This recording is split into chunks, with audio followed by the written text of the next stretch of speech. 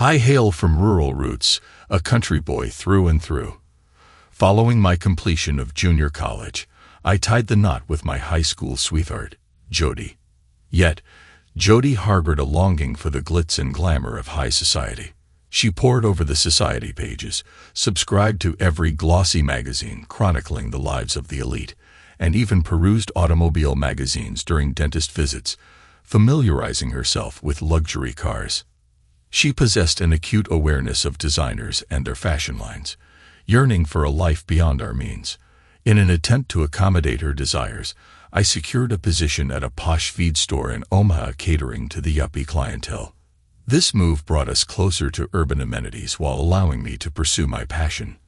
I excelled in my role, providing exceptional service to customers and earning flexible working hours as a result. Initially content with city living, Jody eventually sought employment herself, necessitating daycare for our children. Despite this, they adapted well to their new routine. Jody found employment with a medical device firm, relishing the office environment which afforded her opportunities to dress up and interact with non-farming individuals. As she delved deeper into her career, her focus shifted away from our family life. I found myself shouldering the majority of childcare responsibilities, from drop-offs and pickups to meal preparation and housekeeping, while she meticulously tended to her wardrobe and appearance. We had diligently squirreled away savings each month with the goal of eventually purchasing our own feed store. However, despite our dual incomes, our savings dwindled. Daycare expenses accounted for some of the drain, but the bulk vanished on beauty treatments, salon visits, and designer clothing. I struggled to comprehend how our financial situation had deteriorated despite our increased earnings. Attempts to broach the subject with Jody were met with defensiveness and hostility, prompting me to create a separate savings account to safeguard our future goals. She began putting in extra hours at work, engaging in secretive phone conversations, and showing less interest in our intimate moments. Her desire for a flashy new car and talk of cosmetic surgery hinted at a desire for something beyond our marriage.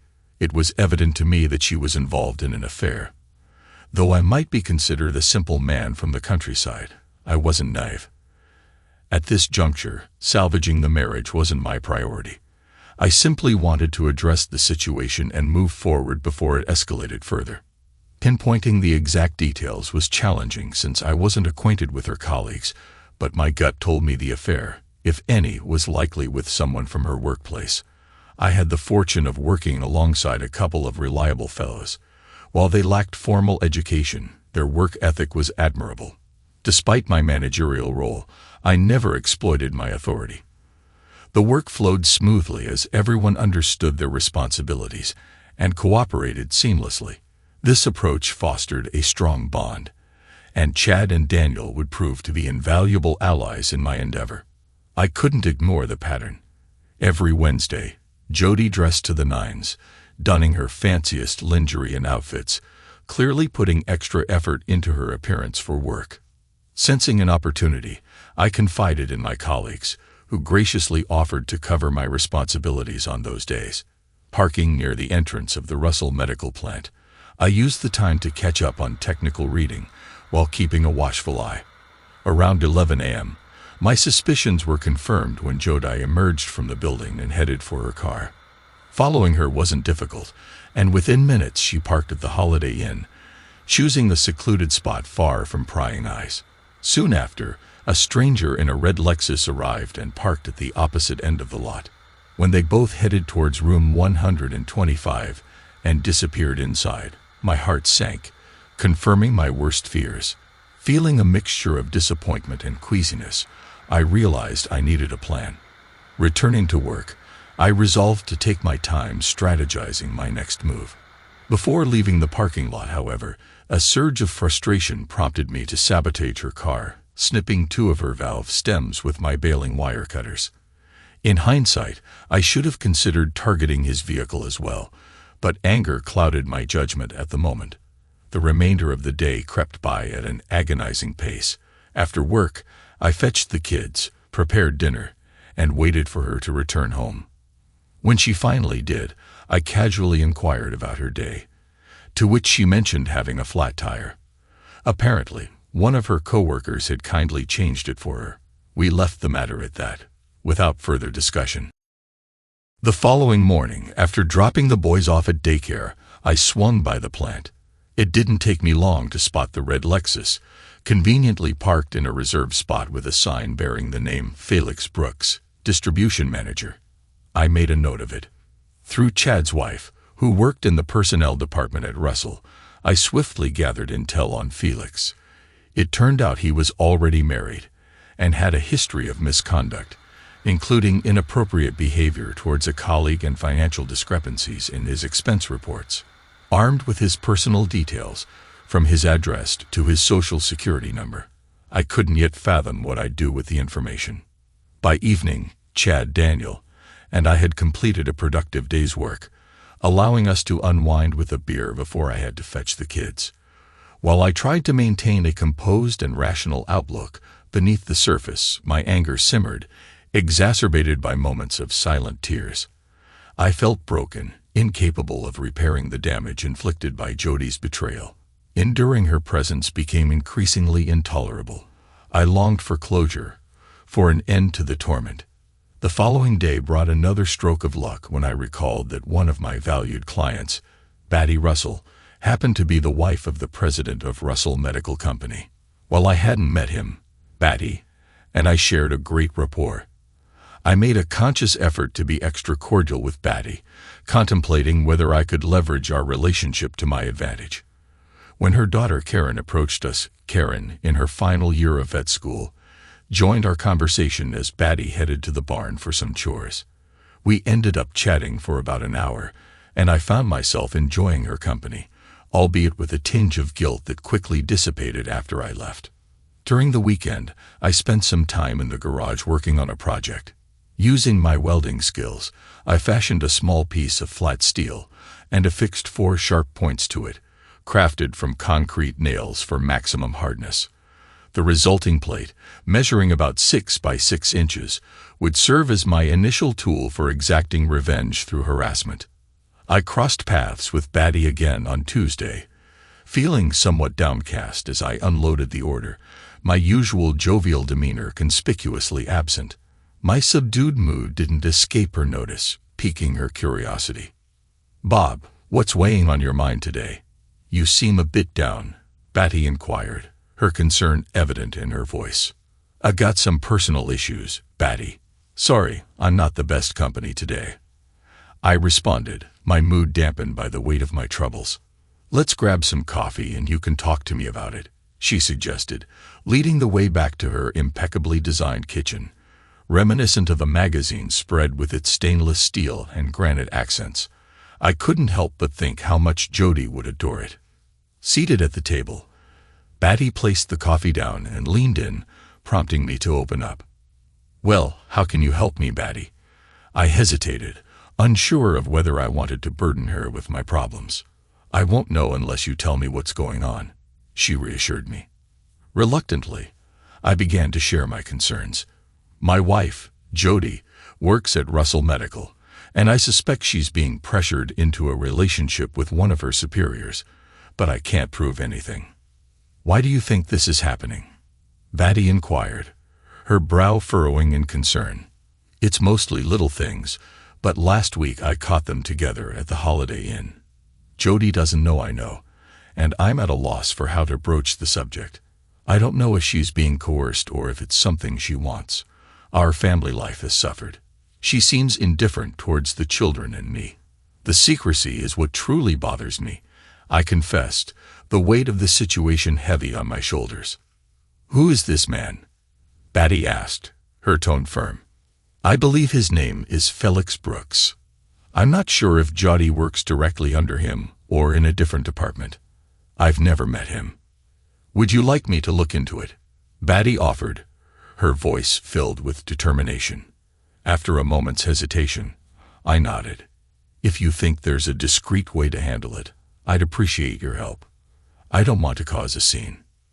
"All right, let me see what I can do. I'll bring those oats next Thursday," Batty promised, her resolve evident. Grateful for her assistance, I thanked her before preparing to leave. "Where's Karen?" I inquired as an afterthought. "She's away at school, but she'll be home this weekend. Why don't you bring the boys up so she can meet them?" Vatty suggested with a smile. As I left, a glimmer of hope flickered within me. Perhaps things would turn out better than I dared to hope. Perhaps this weekend would mark the beginning of a brighter chapter for me and the boys. The following morning, as rain poured down relentlessly, Jody meticulously prepared for her routine, yet seemingly significant, day. I observed silently, holding back any remarks as I dropped the kids off at the daycare center before heading to work. My colleagues had everything arranged to cover my morning shifts. Chad would utilize my truck to handle deliveries and log entries, with me providing my initials upon my return. Meanwhile, Daniel arrived with his cousin's van, equipped with a jack loaded with our modified steel plate. After ensuring all the necessary arrangements were in place, they set off for their respective tasks, leaving me to make my way to the Holiday Inn. True to form, Jody arrived promptly and parked in her usual spot, followed closely by Felix. Once they disappeared into the room, I allowed them a brief moment to settle in. Despite the pouring rain, I swiftly retrieved the jack from the van and maneuvered it towards Felix's car. With practiced efficiency, I positioned the jack under his engine block and raised it, the concrete nails piercing the oil pan with a satisfying pop. Swiftly moving to the rear of the Lexus, I repeated the process, this time puncturing the fuel tank. Oil and gasoline began to spill out as I returned the jack to the van. The entire operation was completed in under a minute. Next, I made my way to Jody's car, cutting slices into 2 valve stems as I had done before. Satisfied with my actions, I prepared to depart. As I drove past Felix's now compromised vehicle, I casually flicked a lit cigarette out the window before speeding away. In my rearview mirror, I caught sight of flames erupting from the car, followed by the deafening sound of an explosion. Despite the chaos, a sense of relief washed over me. Jody arrived home from work later than usual, skipping dinner and heading straight to bed. I spent some quality time with the boys, helping them with their evening routine before tucking them in. That night, I opted to sleep on the couch. The next morning, as I got the boys ready for daycare and we went about our morning routine, Jody remained in bed, showing no signs of getting up or engaging in conversation. Her absence at the breakfast table went unaddressed, and as we left for the day, I noted her car was conspicuously absent from the driveway. Around 9 a.m., just as we finished loading up the trucks, Lieutenant Jack Clark paid me a visit. Despite his friendly demeanor, his unexpected appearance piqued my curiosity. "Can you tell me about your schedule yesterday?" he inquired. "It was a typical day, regular deliveries, nothing out of the ordinary." "Why do you ask?" I responded, puzzled by his line of questioning. Clark requested details about my whereabouts around noon, prompting me to retrieve the delivery logs from the previous day. As I laid them out before him, detailing each stop with its corresponding time, and my initials, a faint smirk appeared on his face. "That's quite a meticulous log you've got there. Do you maintain this level of detail every day?" he remarked, a hint of amusement in his tone. "Would you like to review the logs for the past month?" I offered, unsure of where this conversation was leading. He declined, his smile lingering as he finally revealed the reason for his visit. "There was a vehicle damaged at the Holiday Inn in East Oman yesterday, and we're trying to ascertain if anyone had any knowledge of the incident." "Why approach me?" I questioned, sensing a connection to Jody's absence. "Well, another vehicle parked nearby had 2 valve stems cut, coincidentally belonging to your wife's car. We're exploring if there's any correlation," he explained, shedding light on the situation. His words left me with a mixture of concern and uncertainty, wondering about the implications of Jody's involvement in the incident. Firstly, I'm baffled as to why my wife's car was at the Holiday Inn parking lot. Secondly, what does that have to do with the damaged car? I questioned, trying to make sense of the situation. The damaged vehicle belonged to a colleague she had a lunch meeting with. Apparently, they were meeting some company clients at the hotel, and the incident occurred during their lunch. Lieutenant Clark explained, shedding light on the circumstances. "Did you speak to the people they dined with?" I inquired, hoping for some clarity. "No, unfortunately, they couldn't recall their names," Clark responded. "Are we going to have an honest conversation here, or are we going to dance around the issue?" I pressed, feeling the need for straightforwardness. He leaned back in his chair, a small smile playing on his lips. "Do you happen to know a man named Felix Brooks?" "I've never crossed paths with the man, I can assure you of that," I replied earnestly. "I believe you," Clark said, nodding. "I prefer not to meddle in domestic matters, and I hope I won't need to return. Here's my card. Give me a call if anything else comes up, all right." We shook hands, and he offered an apology. "I'm sorry for bringing this to your attention.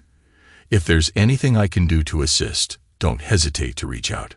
"Thank you, but you didn't really provide me with any new information," I noted as he walked away. "Put the pieces together," he called back over his shoulder.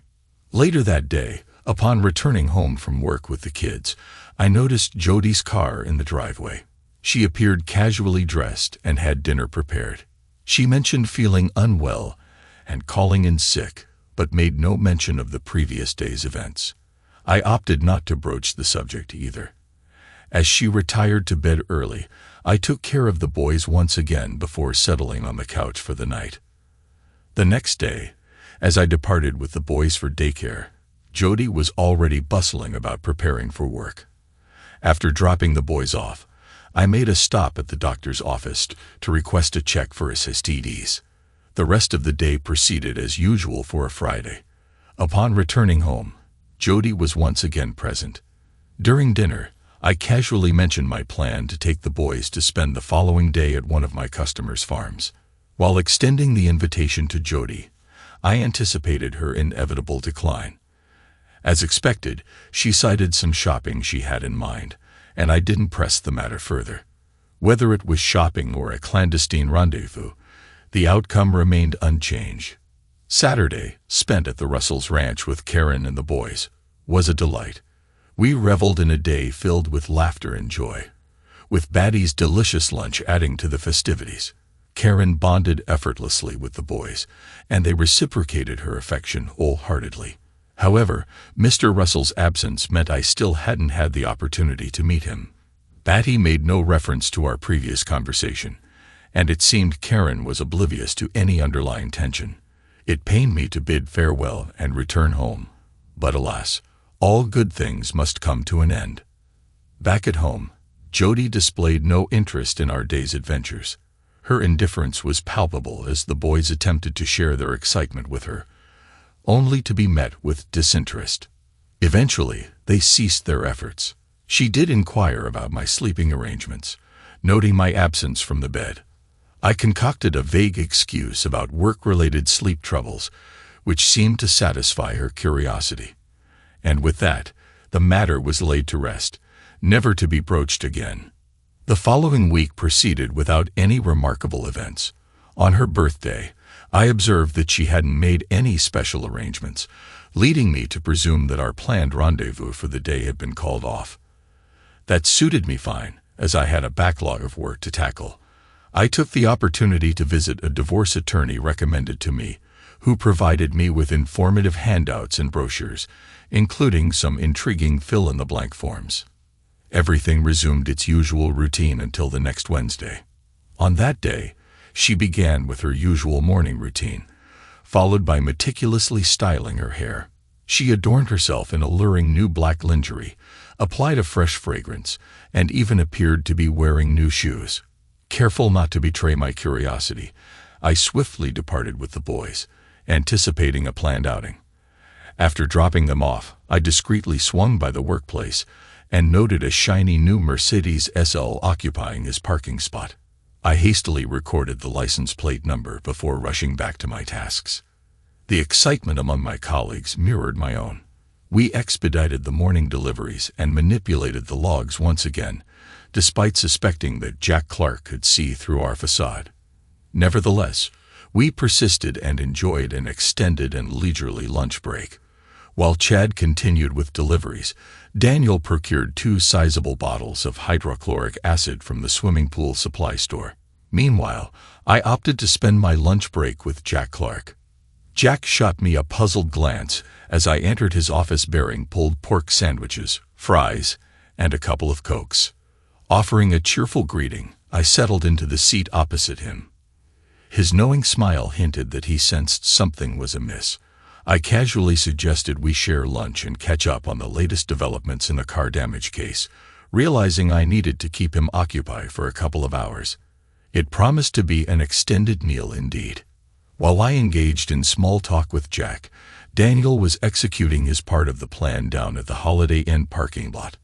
He meticulously applied acid to the Mercedes, targeting the trunk, fenders, deck, convertible top, leather seats, floor mats, and even the dash.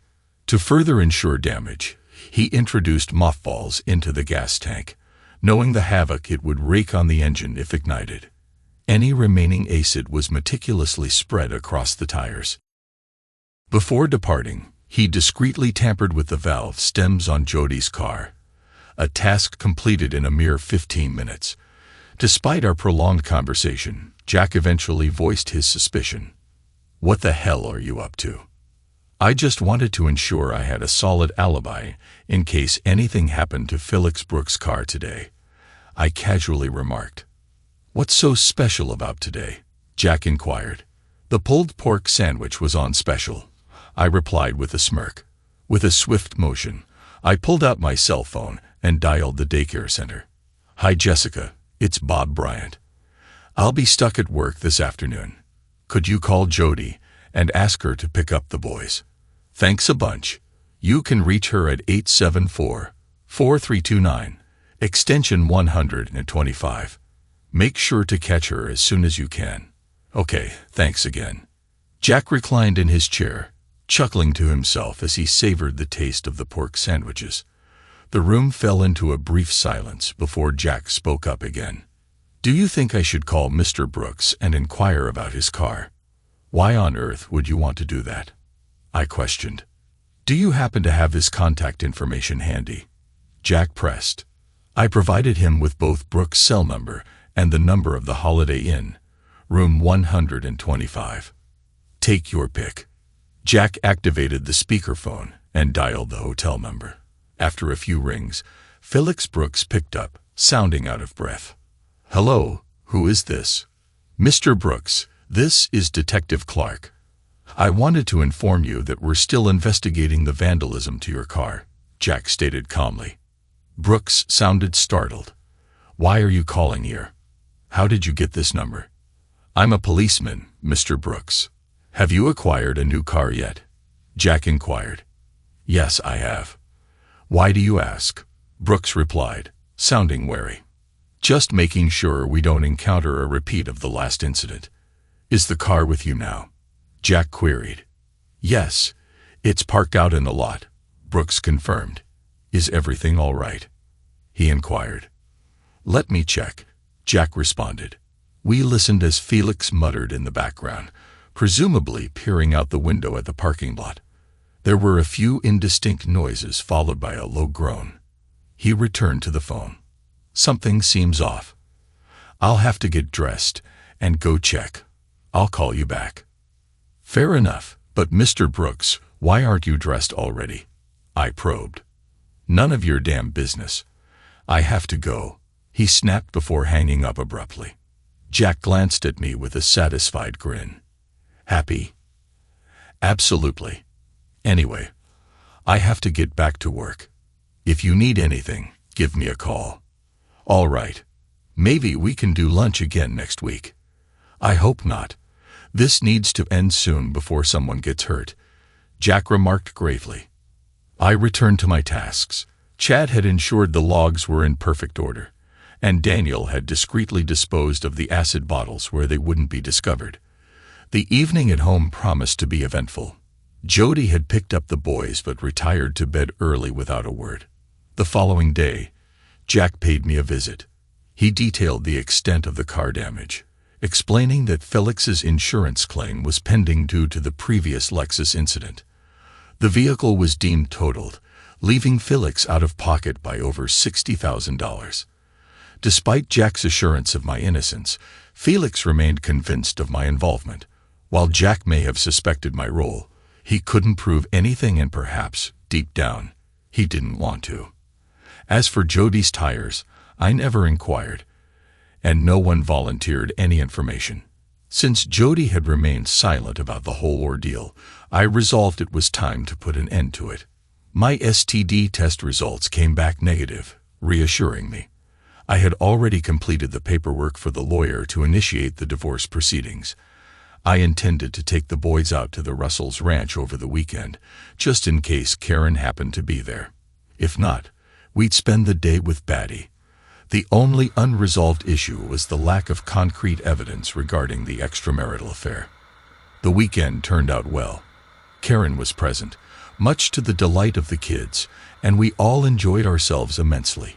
It felt like we were a family again, a feeling I sorely missed, as did the boys. Karen remained oblivious to the turmoil brewing, though thankfully she didn't pry. Before bidding farewell, Batty gave me a reassuring wink and assured me that everything would work out. I received an enticing job offer about 100 miles away. It offered more pay, a superior position, and the possibility of buying into the business in the future. It seemed like the perfect opportunity, except for the fact that it would take us away from Karen. The following Wednesday, Jody went through her dress-up routine once more. I wasn't sure what kind of car her boyfriend was using, but it was evident she was preparing for another rendezvous with him. I assumed they were still frequenting the same place. I knew I had to take action, but I hadn't devised a plan yet.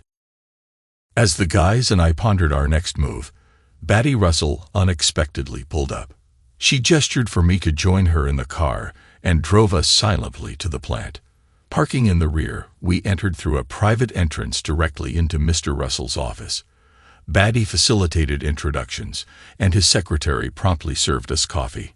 We engaged in light conversation for a while, until I couldn't contain my curiosity any longer. "Was there a specific reason you brought me here?" I finally asked. Mr. Russell chuckled. "It's time to wrap up this charade. Batty has briefed me on the situation, and we've conducted a little in-house investigation. Once everything's set, we'll proceed. You should have all the necessary information by day's end. If I do anything that embarrasses you, Bob, I apologize in advance. It's not my intention to cause you any harm." We continued chatting to pass the time, and Batty noticed my grin when the topic shifted to Karen. Despite my attempts to remain discreet, I evidently failed. The ringing phone captured everyone's attention. Mr. Russell's demeanor shifted as he took the call. "What's happening?" "All right, thanks for the update. You know what to do next, correct?" Mr. Russell's smile returned. "Everything's set. We can proceed. Felix and your wife are in their usual room at the Holiday Inn. Felix drove a company BMW, which is a violation of company policy, so it's been returned to the plant.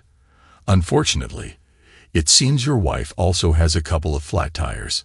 Seems to be becoming a bit of a tradition." He activated the speakerphone and dialed the room. "Felix, this is Mr. Russell. Apologies for the interruption, but we need to discuss a crucial matter." Felix's response was hesitant, marked by stuttering. "Yes, okay, no problem. How did you get this number?" "That's irrelevant, Felix. What's pertinent is that the legal department has been alerted to a potential sexual harassment situation. I need accurate answers from you. Is there a female company employee with you in the room?" Mr. Russell inquired. There was a momentary silence, followed by indistinct background chatter. "Yes, sir, there is," Felix replied. "Felix, is she there willingly, or are there any elements of coercion or threat involved?" Mr. Russell pressed. "No, sir, absolutely not. There's been no coercion whatsoever. She's here of her own volition. I didn't compel her to do anything," Felix clarified. "Excellent, Felix. Your honesty on this sensitive matter is appreciated. We'll draft a statement to confirm that. Now I need to speak to the young lady to verify. Could you put her on, please? Mr. Russell requested. More murmurs filled the background before Jody came on the line. Sir, how can I assist you? She asked. Jody, did Mr. Brooks coerce or threaten you in any manner to accompany him? Mr. Russell inquired. No, sir. He didn't threaten me at all, Jody responded. Good to know. So it was consensual, and you weren't subjected to any intimidation. Is that correct? Mr. Russell sought confirmation. Another brief pause ensued, followed by hushed discussions. Eventually, Jody returned to the line.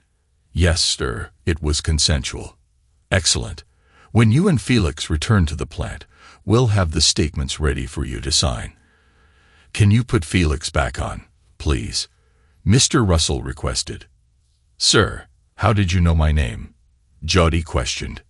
Don't concern yourself with that, Jody. It's inconsequential, Mr. Russell assured her. Once Felix rejoined the call, Mr. Russell instructed him to head back to the plant to sign the necessary papers in the legal department. After hanging up, Mr. Russell flashed a smile. Batty, why don't you take Bod out for lunch and return in a couple of hours? By then, the legal team should be finished, and we can all resume our normal lives, Mr. Russell suggested. We enjoyed a delightful lunch, during which I struggled to contain my gratitude. Batty insisted that we refrain from discussing the matter further or mentioning what had transpired ever again. Additionally, she made me promise not to divulge anything to Karen. It was a promising sign. I shared my excitement about the new job offer with Batty, who expressed her happiness for both the boys and me. After lunch, we made our way back to the plant, where I obtained notarized copies of Felix and Jody's statements. Both affirmed that their affair was consensual. The legal team assured me that this evidence would be sufficient for my lawyer to proceed with the divorce. Felix and Jody were promptly terminated, their personal belongings already packed, and they were escorted off the premises. Unfortunately, neither of them had transportation available. Batty kindly lent me her car, assuring me I could return it the following day. With the papers in hand, I made a trip to the lawyer's office. Batty made multiple copies of each document. One set was designated to be sent to Felix's wife. At the bank, I closed our accounts and settled all outstanding credit card balances, promptly canceling them. Next, I contacted the gas, water, electric, and phone companies to arrange for utility disconnection by Friday afternoon. A visit to Jack Clark ensued, where I cheekily informed him of my virtuous behavior, eliciting laughter from him. I informed the landlord of my impending departure and bid farewell to my colleagues at work, receiving well wishes tinged with regret. Daniel accompanied me to the Russell Ranch with my truck, facilitating the return of Batty's car. As I prepared to pick up the boys and head home, a sense of apprehension crept over me. Upon arrival, Jody's absence from the driveway caught my attention. Inside, she sat on the couch, tears streaming down her face, a stark departure from her usual stoicism. 2 boxes of her personal belongings from work lay nearby. After tending to the boys, I stood by her side, silently offering her the chance to speak. You just had to do it, didn't you? You had to ruin everything in my life. She choked out between sobs. Why couldn't you just mind your own business? You had no right to interfere in mine. I was astounded by her self-centered perspective, still viewing the situation as if it solely revolved around her. She showed no regard for our children or me, let alone Felix's wife, Amelia. Our family, our life, and our plans held no significance to her. Her sole focus remained on her own actions, indifferent to everything else. Yet strangely, I felt a sense of relief knowing that I wouldn't be tethered to her for the rest of my life. Without a word, I retreated to the shower. Later, as I prepared the boys for bed, she retreated to the bedroom, shutting the door behind her. The following day, I brought the boys to work with me, ensuring that everything was in order and that Chad and Daniel could manage the system I'd implemented. We gathered boxes from various stores in preparation for the move. Passing by the Holiday Inn, I noted Jody's absence, assuming her car had been repaired by now. Repairing the flat tires must have severely depleted her shopping budget for the past month. Upon our return home, Jody was nowhere to be found. We only packed clothes and toys, leaving the rest for Jody to handle. Little did she know, by the next day, all the utilities would be shut off. Filled with anger, I took the boys out, leaving Jody watching silently as we drove away. We spent the night at a motel, seeking refuge from the turmoil. The next morning, I dropped the boys off at daycare, leaving Jessica some cookies and party favors as a token of appreciation. It was the boys' last day, and I wanted them to enjoy it with their friends. Before leaving, Jessica pulled me aside. "What happened with your wife last week?" "I didn't want to pry, but now that you're leaving, I'm dying to know," Jessica inquired. She was really upset when I called. She demanded to know where I got that number, and when I mentioned you gave it to me, she started swearing up a storm. She didn't say much when she picked up the boys, but I could tell she was fuming. "I'm sorry, Jessica. I kind of set you up," I admitted. Jody was having an affair. She was at the Holiday Inn with her boyfriend, and I thought if I got you to call and interrupt their party, she might reconsider the whole thing. But it didn't work out like I hoped. Instead, she ended up getting mad at both of us. I'm serving her with divorce papers this afternoon, and the boys and I are leaving for a new job right after I pick them up. It was a low move on my part, and I apologize for dragging you into it. I visited my divorce lawyer, finding everything neatly prepared. Custody of the kids was granted to me, with Jody granted visitation rights at her discretion. Frankly, I didn't anticipate her taking much interest in them anyway. As for the rest, our assets were divided evenly, although there wasn't much to divide. There was no spousal support, child maintenance, or financial settlements of any sort. I relinquished all the furniture, appliances, and household items to her. I had no desire for them. She kept her car, which I gladly relinquished as it had become notorious for its recurrent flat tires. Handing over the papers to Jody seemed like the final formality. Unless she contested it, the divorce would be finalized within 3 months. Attached to the divorce paperwork was a notarized statement from Felix and Jody, with a marginal note from the lawyer indicating that these statements would remain confidential if all terms of the divorce were accepted. No further inquiries were made. As I pulled up to the driveway, seeing her car there assured me she was home. I sat there for what felt like an eternity, grappling with a surge of conflicting emotions. I had loved Jody deeply. She was the only woman I had ever been truly close to. I had always assumed our relationship was normal, failing to recognize any dissatisfaction on her part. Her actions were deceptive, yet I couldn't help but feel partially responsible for my lack of attentiveness. Knocking on the door of my own home felt surreal. When she opened it, she looked weary, and her offer of a drink seemed to emphasize the distance between us. I handed her the papers, but she didn't immediately open them. Instead, she held them in her hands, her gaze shifting from the documents to me, and back again. "Why?" I asked, unable to discern whether her expression conveyed anger or sadness. After a brief pause, she finally opened up, her tone tinged with a mix of resentment and regret. "He smelled like aftershave. You smelled like fertilizer. He wore Armani suits while you wore jeans. He dined on lobster and steaks while you preferred ribs and burgers. He owned a London Fog overcoat while you had your Carhartt. He drove a fancy car while you drove a truck. His nails were always manicured, while yours were perpetually dirty. He had a prestigious career, while you remained a farm boy. Need I continue?" she retorted. "I yearned for a life that you couldn't provide, Bob. I'm sorry we got married. I did so for all the wrong reasons. I saw you as an escape from my parents, failing to look beyond the immediate. I was foolish to believe you could fulfill my desires. I love my children, but I regret having them. It sounds awful, I know, but I lack maternal instinct. I hoped finding someone who could fulfill my dreams would bring contentment, but it only deepened my dissatisfaction. I missiled you. I failed as a mother, but I'm not sorry for pursuing my aspirations and seeking something better. What about his wife? What about your husband? What about your children? What about your family? I interjected. Her demeanor shifted abruptly.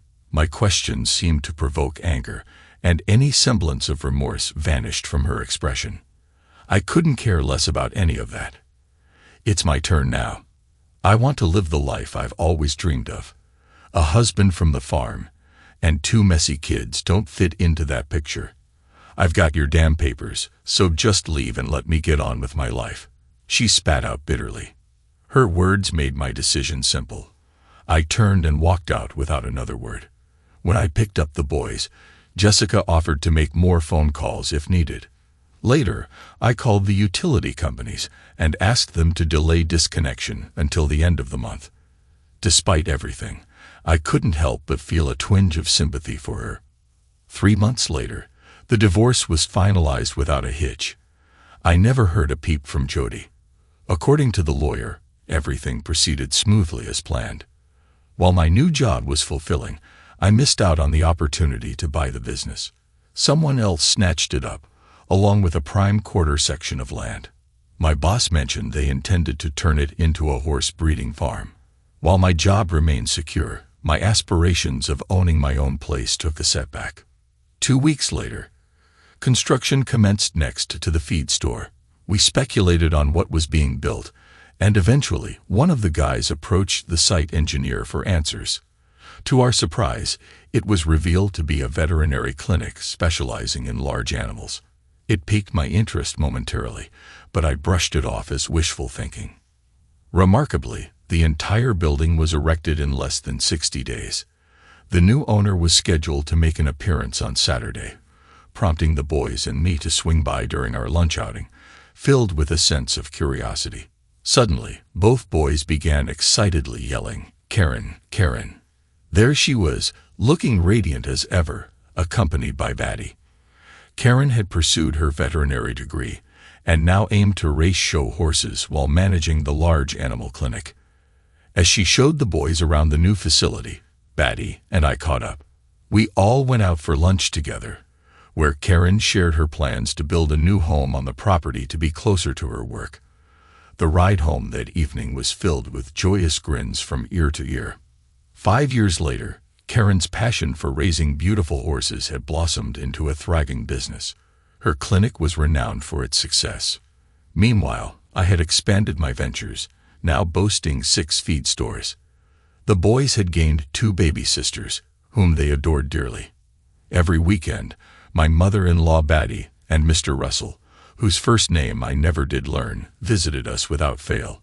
However, Jody never made an effort to visit the boys. Thanks to everyone who took the time to listen to today's stories. If you enjoyed it, please consider liking and subscribing if you haven't already. Feel free to share your thoughts on the events in the comments below. Take care.